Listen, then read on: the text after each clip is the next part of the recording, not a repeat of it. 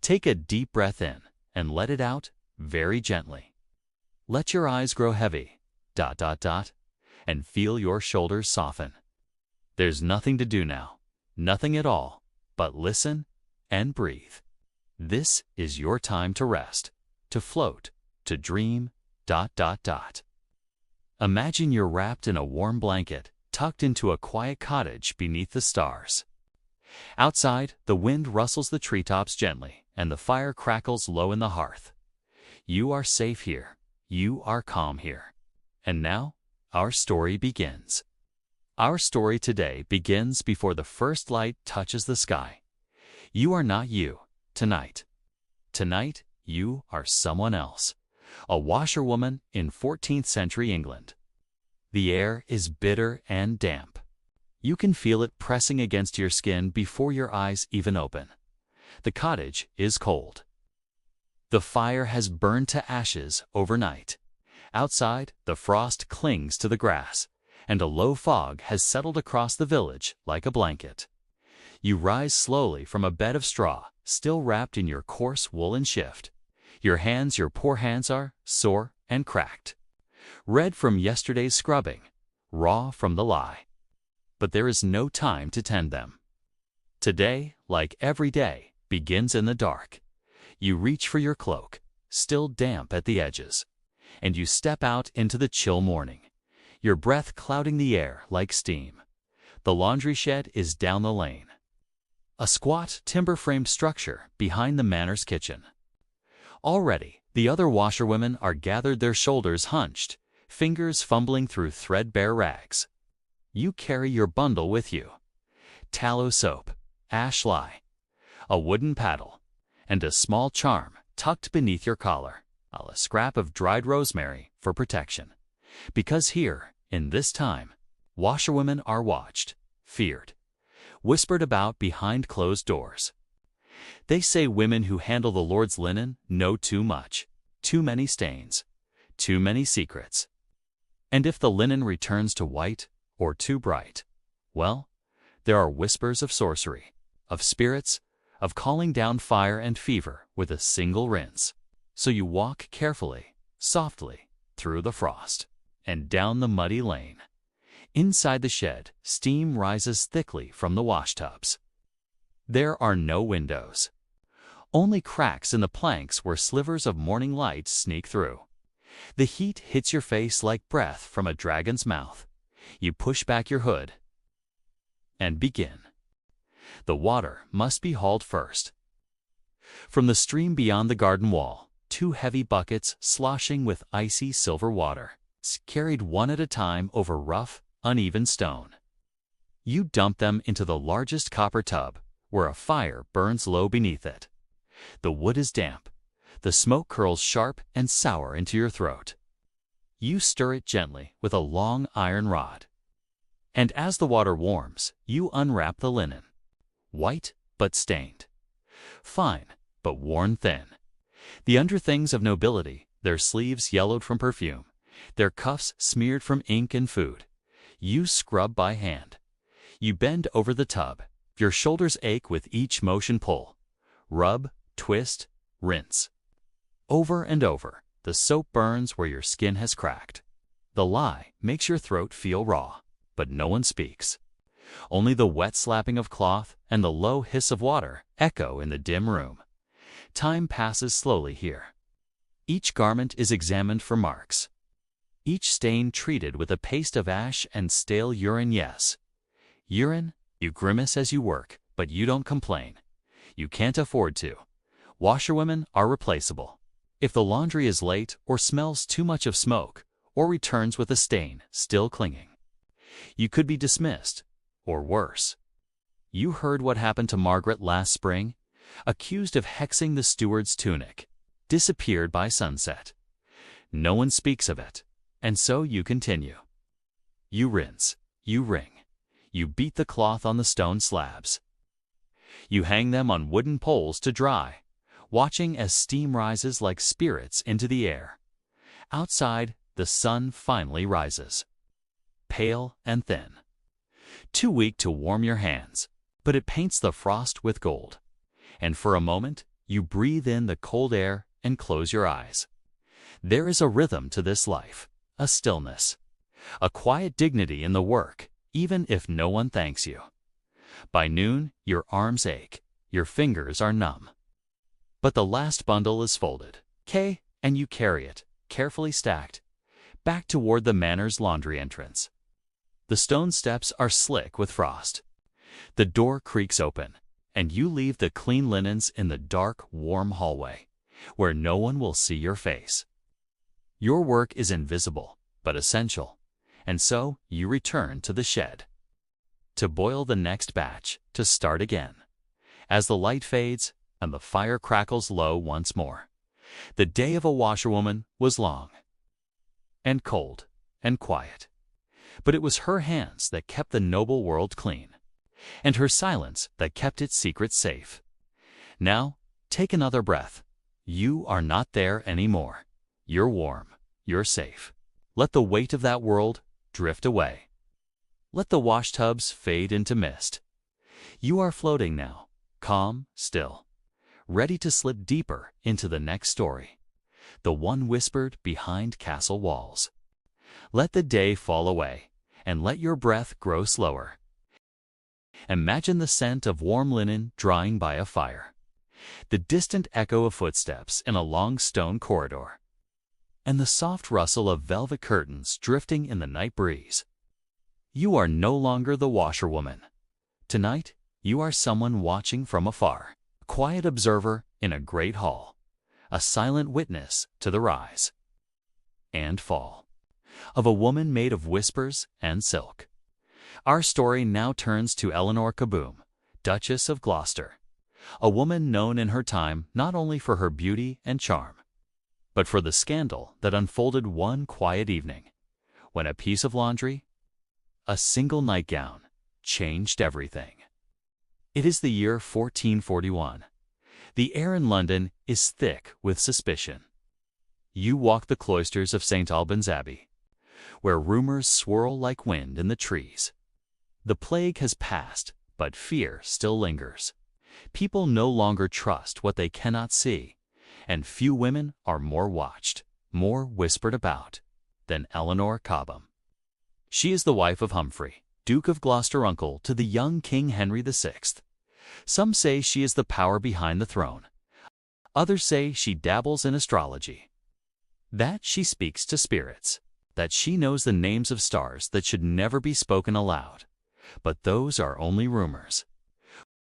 What we know is this: Eleanor Kaboom lived in a world of velvet cushions and polished brass.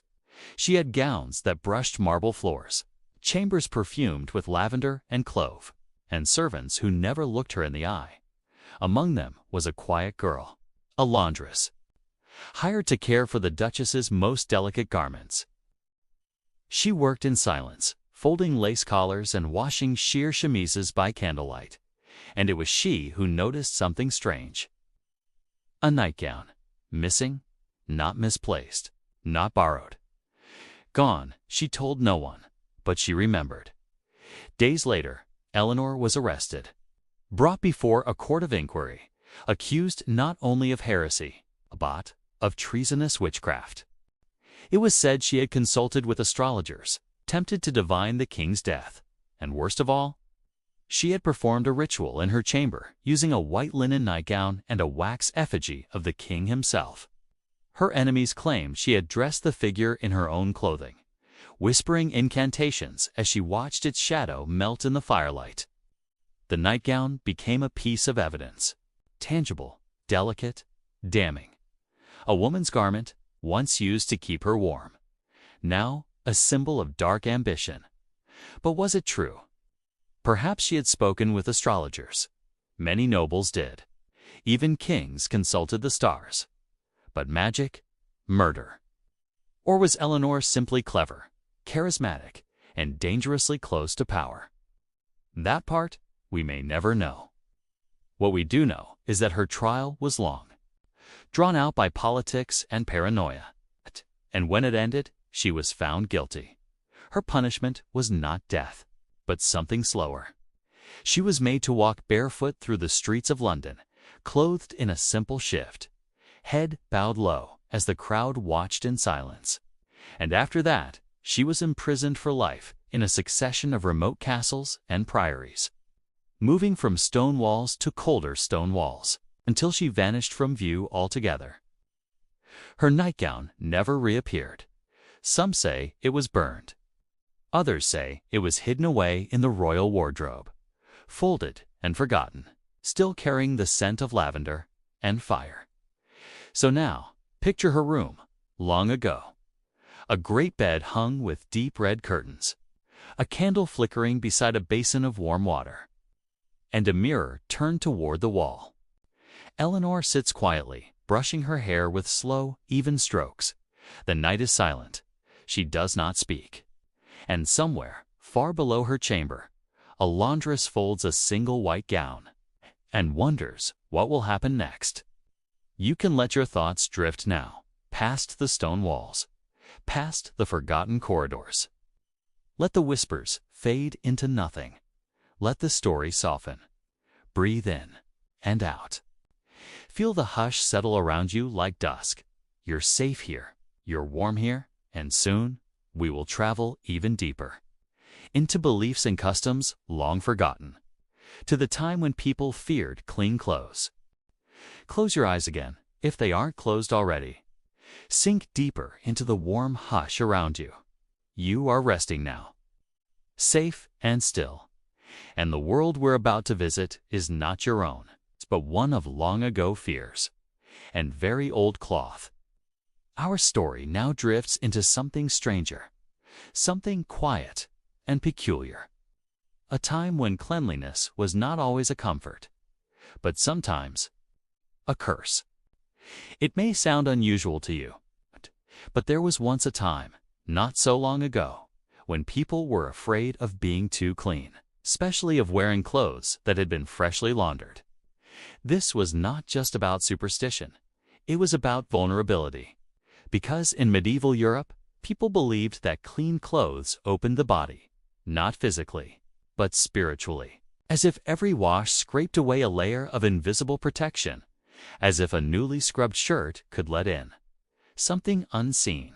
They called it the opening of the pores. And though they didn't know exactly what a pore was, they truly believed that when clothes were washed too often, they weakened the skin and made a person susceptible to sickness, curses, or misfortune. So imagine now. You are a traveling merchant in the late 1200s. You have a fine linen tunic, washed just yesterday in river water by a hired woman outside the city gates. It smells of rosemary and cold wind. It is spotless, and that is the problem. As you step back onto the road, others glance at you, not with admiration, but with a touch of concern. A few cross themselves. One mutters a blessing under their breath. To clean, someone says quietly, "Too proud." Calling attention from spirits, you tug your cloak tighter. There is something unsettling about being the only clean thing on a muddy, crowded path. Laundering in those times was rarely about hygiene. It was symbolic, seasonal, sometimes ritual. Many households, especially among peasants, washed clothes only a few times a year, perhaps at midsummer, or just before Easter, or when someone died. Clean linen marked a transition, a shift, from sickness to health, from sin to purity, from life to death. So when someone appeared wearing a spotless garment outside of those occasions, it drew attention. It seemed strange, and strange, in the Middle Ages, was dangerous. There were also beliefs about what soapy water could carry away. It wasn't just grime or smell. Some thought it could wash away luck, or identity, or even the soul itself. One record from the 14th century describes a widow who refused to have her husband's shirt washed after he died. She believed his spirit lingered in the cloth, and that washing it would be like erasing his name from the world. So the shirt stayed folded, stained and stiff, in a chest beside her bed, untouched for years. In some villages, washerwomen were required to leave clothing on stone slabs near the water's edge for a full day before returning them. Not too dry, but to let spirits settle out. They believed that the act of scrubbing, boiling, and wringing out cloth could stir up invisible things, seen remnants of fear or disease, and that these needed time to float away into the wind or be washed downriver. The laundry wasn't just being cleaned, it was being quieted, allowed to rest. Even priests weighed in on this quiet fear. Some warned against wearing clean linen to church too often, suggesting that vanity invited spiritual exposure. Better, they said, to arrive humbly, with a touch of earth still clinging to your hem. Let God see your honest self, not your polished one. So now, picture it. A summer evening in a small village. Shirts hang on a crooked fence line, flapping like pale ghosts in the breeze. Children run past them, laughing, but never touching. The older women watch quietly from doorways, hands still red from wringing, faces soft with silence. They do not speak of spirits, but their eyes tell stories. And when the sun goes down, those same garments are not brought indoors. Not yet. They must cool, they must rest. Only then are they safe to wear. Pause, let the thought linger. So you see, in those times, clean wasn't always comfortable. It meant change. It meant exposure. It meant inviting something in, even as something else was scrubbed away. And for many, that was a thought too sharp to sleep on. But you can rest now. The fear is gone. The shirts are dry. And the wind that once carried whispered warnings is now just a breeze through the trees. Let the superstition fade. Let the old beliefs dissolve like soap in warm water. Breathe in and out, and prepare to drift deeper still.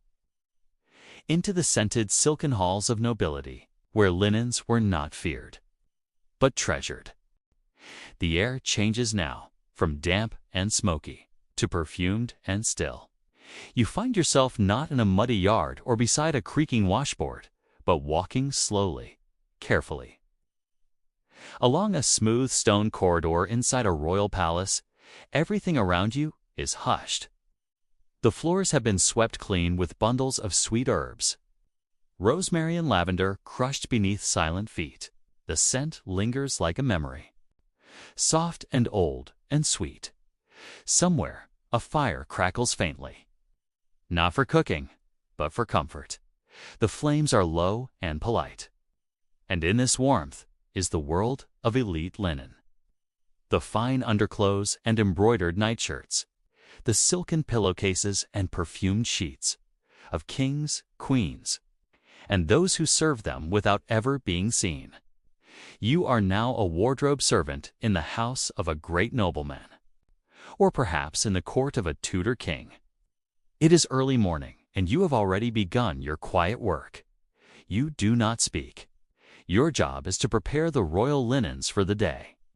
That means checking the seams of the undergarments for fraying, smoothing any creases from the sleeping tunic, ensuring that the hand-stitched monogram on the corner of the nightcloth faces exactly the right direction. Even the sleeves must hang properly, folded like wings of a resting bird. The linen keeper, or yeoman of the wardrobe, was a respected but invisible role. A high-ranking servant who oversaw the clothing and fabrics closest to the body of the monarch. Not armor, not cloaks, but the intimate layers. The ones that whispered against skin.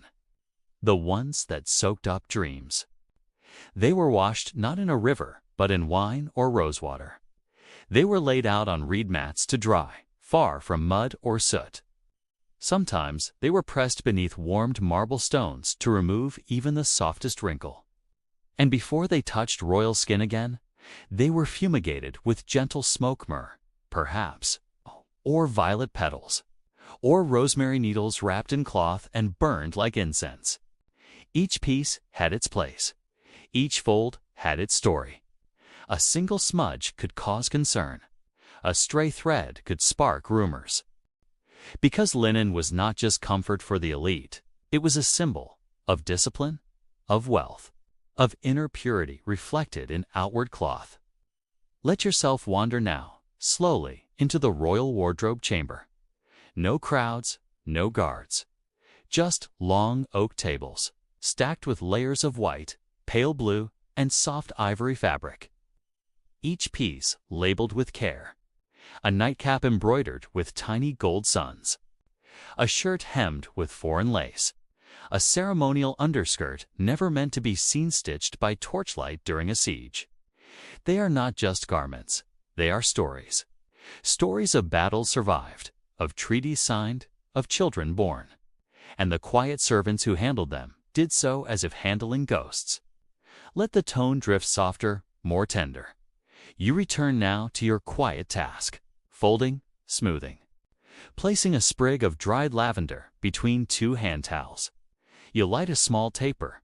Hold it near a little sachet of herbs. Let the smoke rise, curling like a cat, filling the room with a sleepy scent of clove and violet.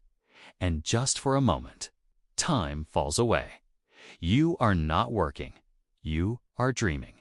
Inside this hush of linen and light, where secrets are stitched into seams, and no one speaks above a whisper. You finish your work for the morning. The garments are ready. The bed linens turned down. The embroidered handkerchief tucked neatly beneath a satin pillow. The day begins for the nobles above. But for you, the silent steward, your part is already complete. And now, as the palace stirs, you walk back to your small chamber near the hearth. The lavender still clings to your sleeves, and the gentle heat of the laundry stones lingers in your fingertips. You sit, you close your eyes, and you rest. And so ends our story tonight. From the cold, aching dawn of a washerwoman's world, to the strange fears of cleanliness, to the perfumed linen halls of kings and queens. You've wandered through whispers, steamed shirts, sacred silence, and slowly folded dreams. Let your breath settle now.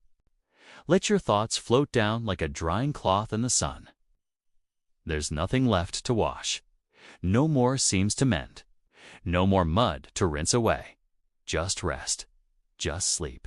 Sleep soft as linen, quiet as steam, still as folded cloth. Imagine now that the day has passed. The sun has tipped below the thatched rooftops. The golden fields stretch quiet and still. And the air, once so busy with smoke and chatter, has grown cool and weightless. It is the evening of Laundry Day. Somewhere in 14th century England, the river has slowed. The buckets are empty. The garments hang in long, ghostly rows, still damp, gently swaying. You walk among them, not in a rush, but floating, almost, feet barely pressing the grass. Each linen shirt, each chemise, hood, and coif whispers a different tale. Here, a child's tunic, patched at the elbow. There, a nobleman's undershirt, stained with mulled wine and soot. Farther still, a widow's plain shawl, soft with age. They smell of ash and water, of stone and herb, of days gone and rinsed away. Your fingertips brush one sleeve. It is cold and smooth. The cloth sighs under your touch, not in complaint, but in relief. It has done its duty, held its shape, soaked its sorrows. And now, it waits to be worn again. To be part of someone's next ordinary morning. The sky above is purpling. A gentle twilight, laced with stars not yet awake, and the hearth calls. Back in the cottage, a fire crackles low, its light dancing on stone walls and soot-dark beams. A black pot simmers, the scent of onion and barley lingers, and near the warmest corner, someone is folding linen by candlelight. It might be you, or someone like you, hands chapped but precise, eyes heavy-lidded but soft. The linen is folded in thirds, then halves, then placed in a simple wooden chest, lined with dried mint and straw. Each cloth layered not just for storage, but for comfort, for sleep. Outside the cottage, a faint wind stirs the laundry lines.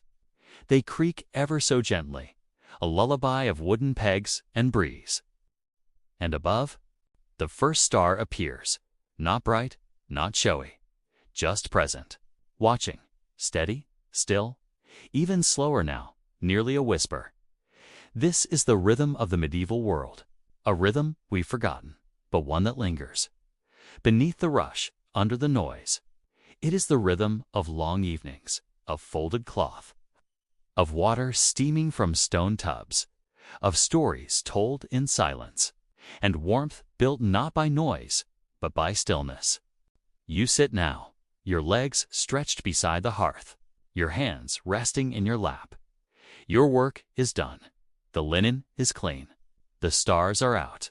And in this ancient quiet, you feel something strange, something comforting, a connection to every hand that has ever wrung out a shirt, every back that has bent over steaming tubs, every soul who has folded fabric at dusk and listened to the wind through old rafters. The past is not gone.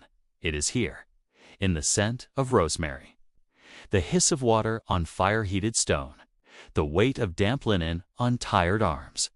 And in the hush of this moment, you are part of it too. Now, let your breath slow. Let your shoulders drop. Let your thoughts flutter like linen left on the line overnight. There is nothing more to do. No more buckets to fill. No more fabric to scrub. Just this warm hearth, this soft night, and the steady breath of sleep coming closer and closer and closer. Our story tonight begins not in a laundry shed, but in a marble-floored chamber, where shadows dance in the folds of thick velvet curtains and the walls are padded in silence. It is the year 1441, and the air in London is heavy, with secrets, with incense, and with rumor. You are standing at the edge of a room lit by beeswax tapers, their golden flames casting long flickers.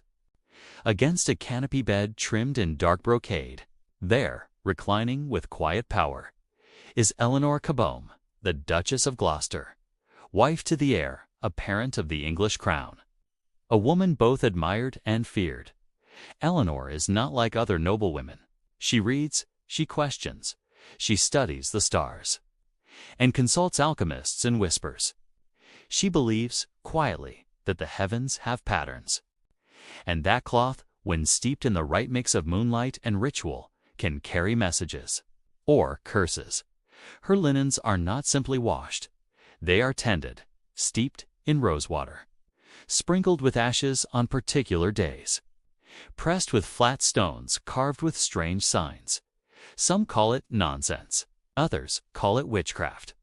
One evening, as the city sleeps beneath a chill fog, a nightgown goes missing, a fine white shift embroidered with green silk. It belonged to Eleanor, and it disappears from the drying line behind the Duchess's private residence. No one hears the theft. No one sees the hand that takes it. But 2 days later, a priest claims to have found it buried, twisted with thorns, in the corner of a pauper's graveyard. And the whisper begins that Eleanor Cobham has summoned spirits, that she has consulted astrologers, that she has attempted to foretell the king's death with the aid of cursed garments.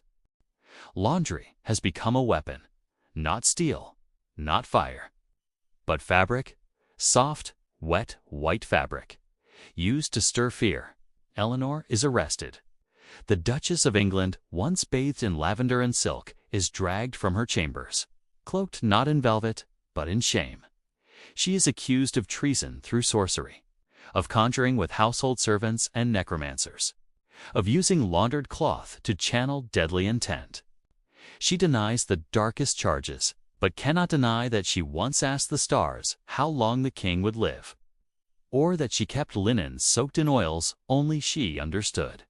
She is sentenced, not to death, but to a living silence, her lands seized, her title stripped, and she, Eleanor Cobham, is imprisoned for the rest of her life, in a series of quiet castles, her name forbidden from court, her linens now the rough wool of disgrace.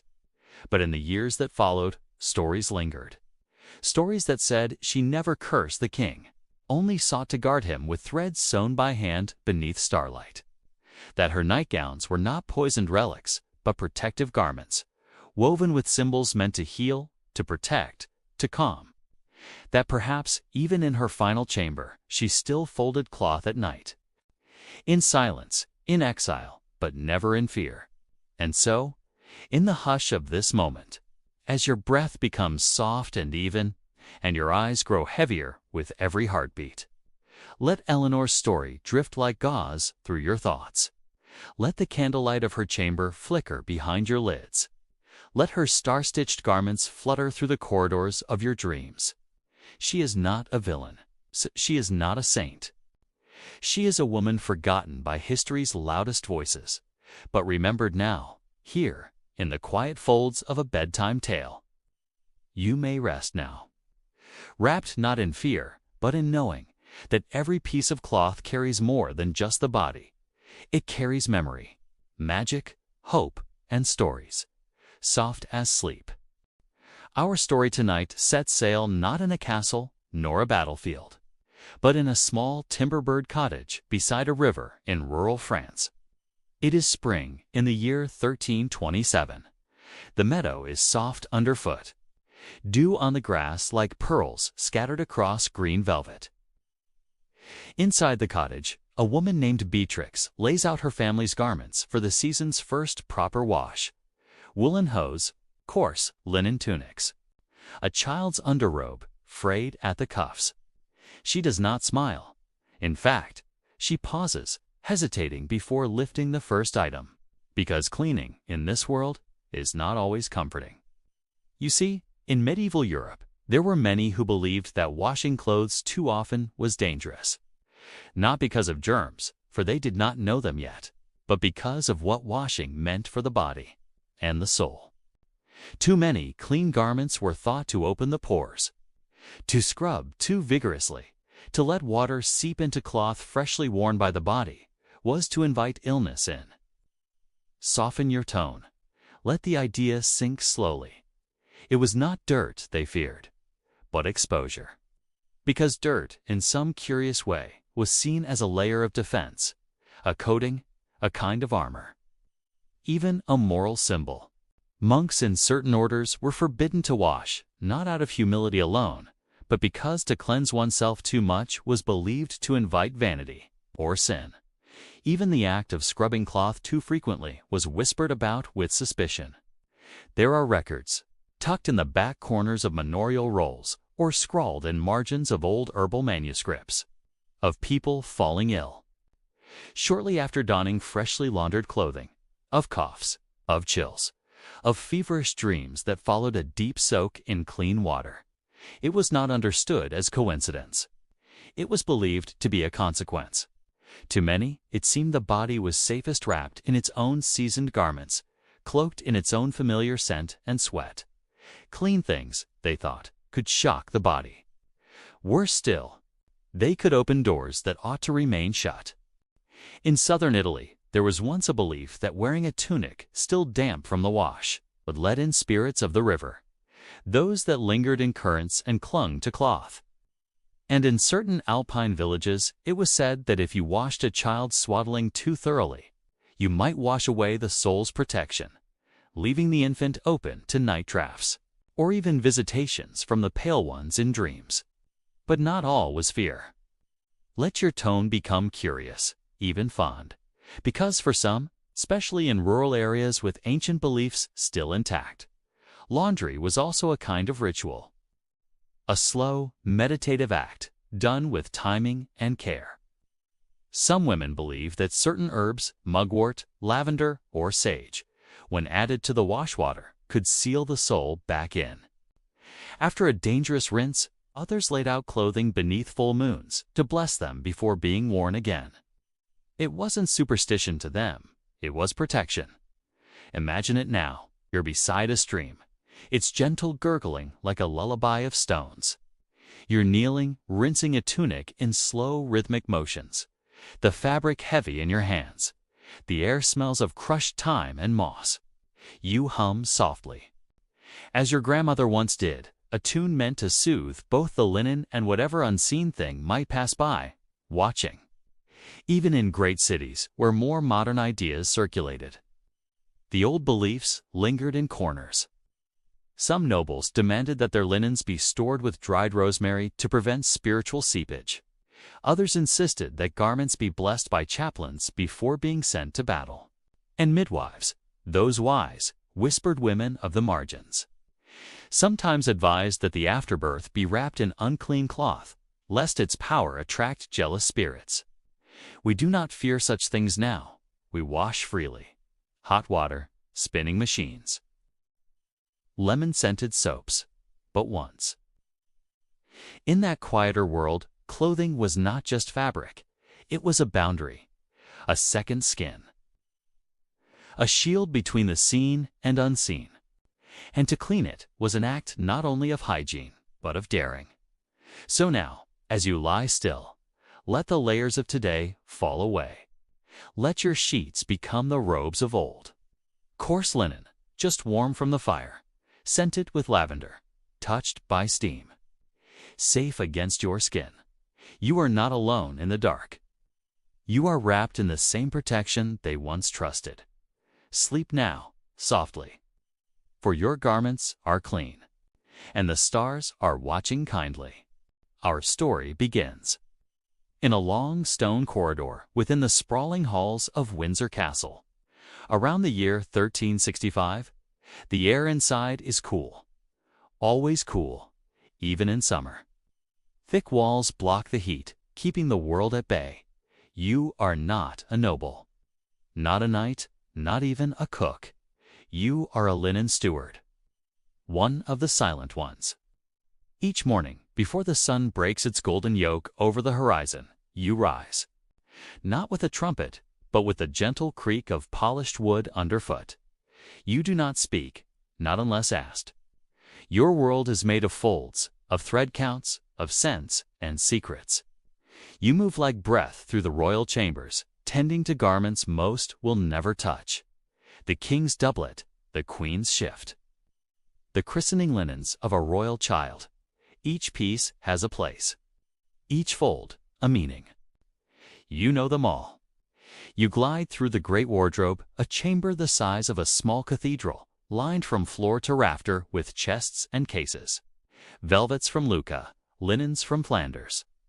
Silks from Byzantium, dyed in hues most commoners have never named. Some are stitched with threads of gold, others embroidered with pearls, so fragile that merely breathing too close might dull their shine. There is a reverence here, not loud, not obvious. But it hangs in the air like incense in a chapel. You unfold a gown for the queen. It must lie for 7 hours on a goose-feather mattress before it may touch her skin. The weight of it, 30 pounds or more, is balanced on your arms, as though you carry a newborn child. Your hands are gloved in the finest lambskin. Not to protect you, but the fabric. You are invisible and vital. Elsewhere in the castle, others serve with ceremony and pride. The groom of the stool, a curious but powerful title, tends to the king's private needs, including the laundering of his most intimate linens. To some, this task seems shameful. But in court, it is a position of trust, because whoever handles the king's linen handles his secrets. And secrets, in a place like this, are worth more than land. Linens are not just cloth, they are symbols, markers of civility, proof of wealth.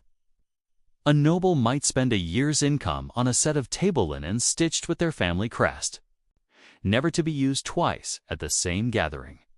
There are laws, sumptuary laws governing who may wear certain types of fabric. If you are a duke, you may own cloth of silver. If you are a merchant, even silk may be denied to you.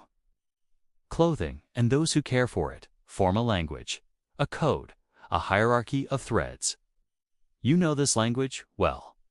Each time you press a crease into the queen's handkerchief, you are whispering in that language. Each time you air the king's hunting cloak in the lavender-lined hall, you are guarding the dignity of the realm. Your reward is not glory, not comfort, but quiet. A quiet that comes from knowing you are the unseen backbone of pageantry. There is another chamber, Few go there. It is the linen press room, where retired garments are kept, some for ceremony, some for memory. Here lie the baby linens of long-dead princes, their initials embroidered in thread that has faded to cream. Here lie the death shrouds, folded and untouched, for kings who still breathe. Each piece has been washed, perfumed, wrapped in muslin, and sealed with a wax stamp bearing the royal crest. The candlelight flickers on the polished wooden shelves. You step softly across the flagstone. You are alone, and not alone. These garments remember. Every triumph, every illness, every celebration, and every fall. In your hands, you hold not cloth, but history. Outside, a wind rustles the flags. Inside, the laundry remains still. You return to your quarters, a small space in the servants' wing. Your shift is done. And yet, as you drift into sleep, the scent of rosewater and lie still clings to your fingertips. You dream of folded linens, of silence, of duty, and the hush of royal chambers. Imagine again that you are a simple washerwoman, not in the warm green days of spring, but now in the dead chill of late November.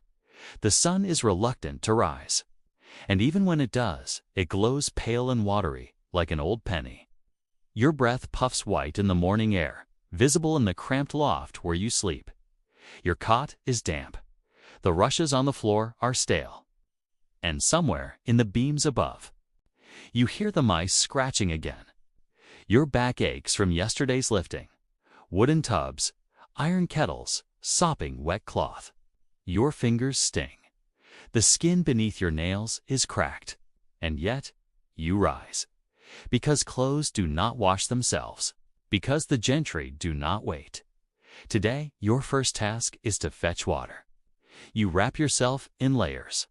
Thin linen chemise, woolen overdress, a shawl over your shoulders.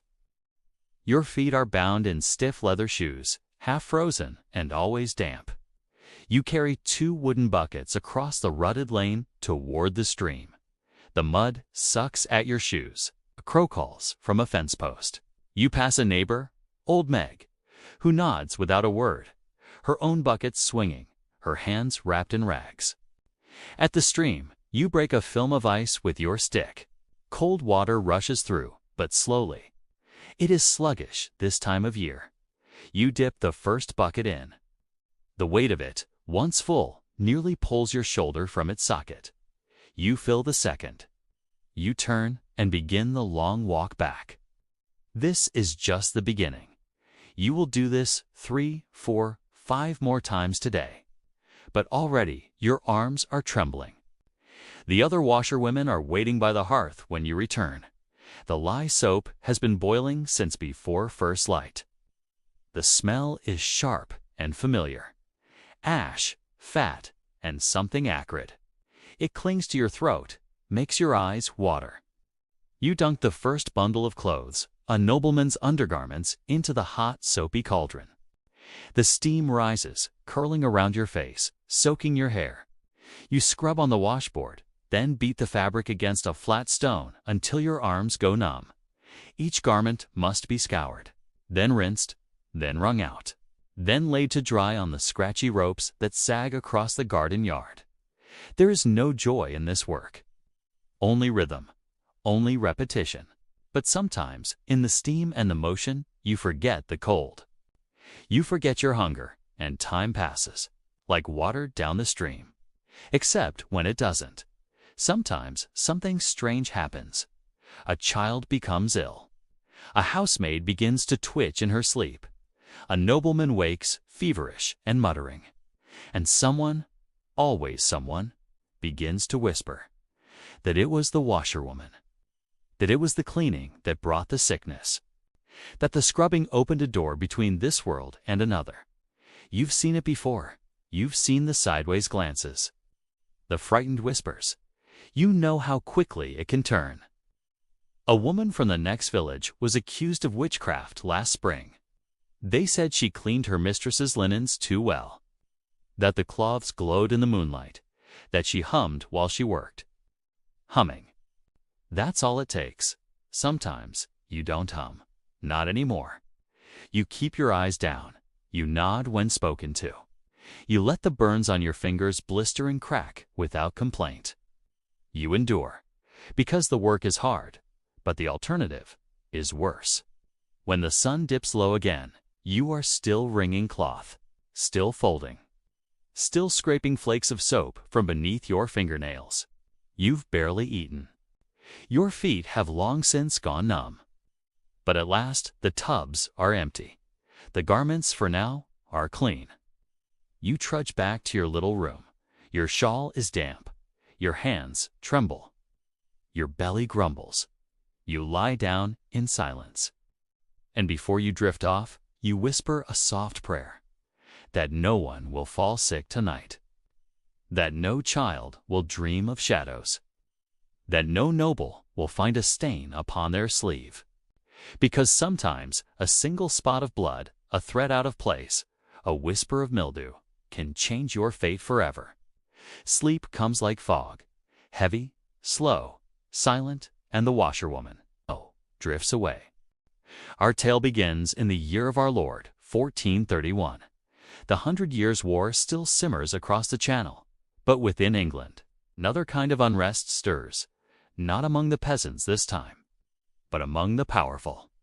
In the court of King Henry VI, amid embroidered gowns and polished boots, walks a woman whose grace is matched only by her ambition.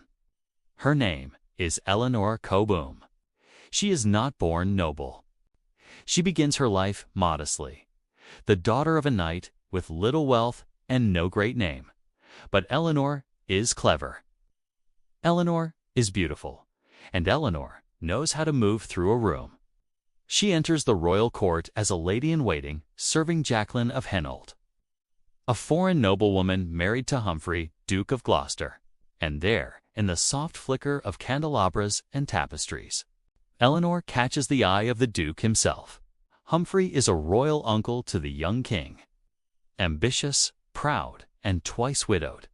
A man of power, a man with enemies, and Eleanor becomes his mistress. The affair blossoms, scandal follows. But soon, Jacqueline is gone, and Eleanor becomes the Duchess of Gloucester. A rise beyond what most women of her birth could dream. But the court is not kind to women who rise too fast, and Eleanor knows it. She surrounds herself with advisors, dabblers in prophecy, scholars of astrology, interpreters of stars and omens. She seeks knowledge, power, and perhaps a glimpse into the future. It is said, softly, in secret, that Eleanor consults an alchemist, that she orders a charm made to secure her husband's claim to the throne, that she burns powders and chants names and asks questions of spirits that whisper back. But the court is watching. And then a servant makes a claim. A bundle of linens, delivered from Eleanor's chambers, was found to be unusual, not torn, not stained with blood, but washed clean, but infused with a scent not known to the laundrywomen. Not soap, not rosewater. Something else, something bitter, something burned. The whispers begin again, that the Duchess had prepared a potion, that the garment, a nightgown perhaps, was used in a ritual, that her laundry carried spells, or secrets, or both. Eleanor is summoned, interrogated. Her servants are arrested. Some confess, under pressure. Some say she sought to harm the king through enchantment. Others speak of wax figures, of prayers to unknown forces, of potions stirred beneath the moon. Eleanor denies it. She pleads innocence. She blames her servants. She weeps, but it is not enough. The church and court must make an example, not just of her, but of any woman who reaches too far. She is forced to walk through the streets of London barefoot, carrying a taper, confessing her sins before all who once bowed before her. Then she is imprisoned, first at Chester Castle, then at Kenilworth, then in the Isle of Man. Her titles are stripped, her servants scattered, her nightgowns quietly burned. Years pass, her name fades from court, and yet, in the laundry sheds of London. The washerwomen whisper. They say Duchess Eleanor still walks, her hands ghosting over lines of linen. They say she haunts washhouses where steam hangs thick and fragrant. That sometimes, when the fire crackles just so, you can smell her perfume. Something bitter beneath the rose. And sometimes, when you wash a noblewoman's gown too carefully. When the folds fall to perfect. When the linen glows faintly in the moonlight, you're told to take care. To wash less carefully next time. Because no one wants to end up like Eleanor Coboom, not even a washerwoman. Our story today drifts gently through the fog of forgotten fears.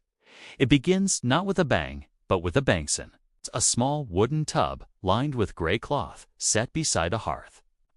Steam curls lazily from its surface, and a young woman kneels beside it, hesitating. Not because the water is too hot, not because the soap is scarce, but because cleaning could be dangerous. To us, clean clothes mean health, hygiene, dignity. But in the Middle Ages, cleanliness was rarely trusted, because the body, they believed, was porous, a sponge of flesh and breath. Washing too often, especially with warm water, was said to open the pores, and open pores invited sickness. Warm water could let the devil in. It could let bad air, miasma, seep into your blood. So people avoided bathing, and they avoided laundering, unless absolutely necessary. Even linen shirts, those close to the skin, were often worn until stiff with oil and sweat. A nobleman might change his linen weekly, but a peasant, perhaps once a season. They hung the shirts near a fire, let the smoke clean them, or they rubbed them with herbs, lavender, mint, wormwood, to mask the odor and confuse the spirits. And yet, they still feared what happened when clothing was too clean, because washing stripped more than dirt. It removed protection. The scent of the body, its musky familiarity, was seen by some as a kind of armor against unseen forces. A freshly laundered shirt was like bare skin, too new, too vulnerable. In some regions, midwives warned women not to wash clothes during certain moon phases, lest it interfere with fertility. Others whispered that to wash too many garments at once could wake the house spirits, small, unseen beings who tangled thread and soured soap out of spite. Children's garments, especially, were rarely washed, not because mothers didn't care, but because a newborn smell was sacred. An angel's breath, a mark of divine creation. To scrub that scent away was to confuse the spirits who protected them. There are records barely legible in 13th-century village court rolls. One tells of a woman in York who laundered her husband's tunic 3 times in 1 week. She was accused of tempting fate. The baker's wife said it was no wonder he fell sick, that his soul had been scrubbed too thin. He recovered, but his tunic was buried with herbs and never worn again. Another tale, from southern France, tells of a washerwoman who refused to clean a bishop's robes, not from defiance, but from dread. She claimed the last time she washed vestments, the owner died a fortnight later. She said the scent of soap had cut the thread of his life.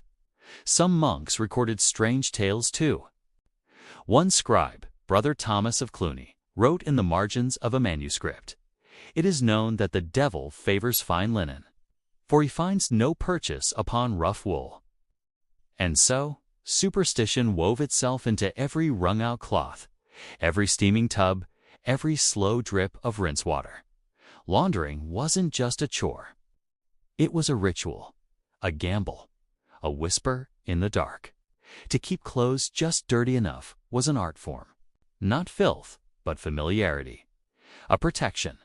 Even today, in certain corners of the world, old beliefs linger. That a baby's first garment must never be washed. That a burial shroud should smell like the wearer's home. That clothing, more than any object, holds the soul. So next time you fold a clean shirt or watch steam rise from fresh laundry, listen closely. You might just hear the hush of 1,000 medieval voices warning you softly, don't scrub too hard, Don't rinse too well, and always leave a little of yourself behind. The wind has grown softer now. The hearth glows low, and the scent of lavender and ash drifts by. Let your breath remain slow. Let your limbs melt deeper. We've one final journey still ahead. Into the silks and secrets of the highest halls, where clean clothes were not feared, but worshipped. Our story today begins beneath a vaulted ceiling, where tapestries mute the wind and jeweled sconces throw warm flickers across the stone walls. You are not a washerwoman here. You are not even a noble. You are something quieter, more invisible. You are a servant of the royal wardrobe. One of the silent few tasked with tending to the sacred fabric that touches the king's flesh. Your days begin in darkness, not because of hardship, but because light must never touch the sovereign's underclothes before he does. You pad softly through the gallery on thick soles of felt, carrying a bundle of pale linen, pressed, folded, blessed with herbs. The air smells of myrrh and beeswax. The chamber you enter is already warmed by braziers. The king still sleeps. You do not look upon his face. You move instead to the linen coffer, a carved chest with iron hinges, where each piece of cloth is arranged by function and season. Each shift, hose, cuff, and chemise is embroidered not for beauty, but for record. Stitched initials, dates, symbols denoting astrological alignments. Some believe a poorly chosen garment could bring political ruin, so you lay them out in ritual order. First, the linen shirt. Soft as a sigh, folded with dried violets tucked between its pleats. Then the hose, dyed to match the court colors of the week. Then a gown of velvet, lined with ermine, its cuffs brushed free of any unseen curse. In some courts, especially in Burgundy and Castile, clothes are changed up to 5 times a day. Each change a performance, each fold a statement of power. The linen is not simply cloth. It is a language, a whisper of wealth, a parchment worn upon the skin. There are entire rooms within royal palaces dedicated solely to linens. Not just the wardrobe itself, the administrative body of fabric and dress, but the great laundry, the napery, and the privy wardrobe, each with ranks of servants. The yeoman of the robes oversees garments. The groom of the stool tends to the monarch's most private needs. Yes, even that. In some accounts, this servant is among the most trusted advisors because of his access and discretion. Power, as always, seeps through strange seams. And then there are the laundry rituals. The king's garments are washed with imported Castile soap, boiled in copper tubs, rinsed in rosewater, and dried over lavender smoke. Some items are wrapped in silk just to be stored. Others are only worn once. Afterward, they're archived, tagged, catalogued by scribes whose only job is to record what touched the royal skin. In 16th century France, Queen Catherine de' Medici was said to own over 3,000 shifts, none reused without full ritual cleansing. Some had lace so fine it took 6 women 2 months to embroider a sleeve. Each piece of linen had a history, a pedigree, a purpose. Meanwhile, you, the silent servant, learn the dance of folds and fragrance. You learn to never look too long at the monarch, to never turn your back on the crown's garments. You speak rarely, but your hands are fluent in cloth, caution, and reverence. Some nights, when the king is away, you sit quietly by the wardrobe fire. You mend small tears with golden thread. You hum softly. And you wonder, what is it like to wear something that could shift the fate of a nation? What is it like to be seen not as a person, but as an emblem stitched in linen? The palace is hushed now. You rise, extinguish the lantern, fold the last chemise, and place it gently in its box. As you step out into the corridor, the floor beneath your feet feels impossibly soft. Wool carpet, hung tapestries. But you remember the stone. Beneath it all, it's the same stone that lined the laundry sheds where women scrubbed with frost-bitten fingers. the same stone beneath castles and cottages and graves. Because whether servant or sovereign, washerwoman or queen, we all return to the same woven silence. The palace lies in slumber now. From the royal bedchamber to the deepest cellars, all is hush. Only the coals on the hearth whisper, and the faintest echo of footsteps belongs to a dream. Somewhere, a cat pads through the corridor, its soft paws making no sound on the velvet runner. And you remain in the linen room, still and warm, as if you become part of the stone itself. Let your breath slow. Let your thoughts settle. Inhale, as if drawing in the perfume of dried lavender. Exhale, as if releasing the weight of centuries. As the hours drift on, you think back to all the linen you have touched. You remember the washerwomen, their arms submerged in icy water, scraping and wringing and praying not to be seen as witches. You remember the noblewoman, embroidering initials into the sleeves of her husband's tunic, knowing that if he never returned from battle, those letters would be all that remained. You remember Eleanor Cobham, in her silk robe under candlelight, trying to predict her fate in the stars, while rumors twisted around her like vines. You remember the peasants, fearful of laundry's power, of clean skin exposing them to illness or sin. And you remember the king, robed in embroidered sanctity, his linens pressed by hands that were never meant to be seen. So many lives tied together by a thread. So much history, invisible, soft, folded away. Cloth, you think, is more than comfort. It is a witness, a wrapper of truth, a silent page in the book of human life. You lie back now, beneath a heavy woolen blanket, as if you were one of the king's own garments, wrapped and stored with care. Your mind grows light. No more tubs, no more folded corners, no more burdens.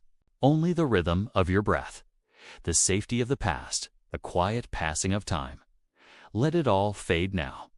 The crackle of a hearth in the background, the distant echo of church bells from a sleeping village, the wind brushing against castle stone.